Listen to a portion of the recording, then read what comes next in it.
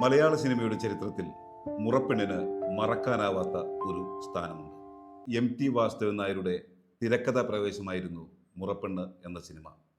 അതുവരെ മലയാള സിനിമയിൽ പരീക്ഷിക്കാത്ത ഒരു കാര്യം ഈ സിനിമയിലുണ്ടായിരുന്നു. ശബ്ദത്തെക്കാൾ വാചാലമായ മൗനം.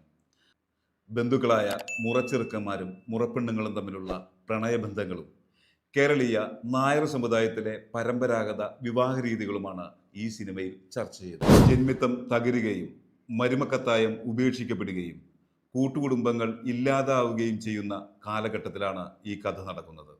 സ്നേഹത്തെക്കാൾ ദാരിദ്ര്യം വലുതാവുമ്പോൾ മനുഷ്യനെടുക്കുന്ന കടുത്ത തീരുമാനങ്ങളാണ് ഈ സിനിമയുടെ കഥ. ഈ സിനിമയിലെ ആരും വില്ലന്മാരല്ല. ശാരദ എന്ന നടിയുടെ രംഗപ്രവേശം കൂടിയായിരുന്നു ഈ സിനിമ. BA ചിദംബരനാഥ്, P ഭാസ്കരൻ കൂട്ടുകെട്ടാണ് ഈ ചിത്രത്തിലെ മികച്ച ഗാനങ്ങൾ ഒരുക്കിയിരിക്കുന്നത്.